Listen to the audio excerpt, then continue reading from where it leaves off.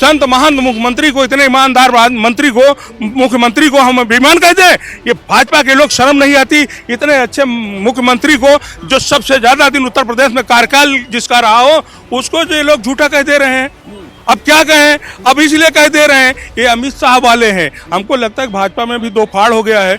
अब अमित शाह वाले, चूंकि मॉनिटरिंग तो अमित शाह जी कर रहे हैं, अब बाबा जी यहाँ मुख्यमंत्री हैं, तो बाबा जी देखिए, यही नहीं चुनाव में भी बेईमानी लोकसभा के नहीं होने दिया, कहा सीट कम मिलेगी लेकिन ईमानदार हैं तो ईमानदार हैं।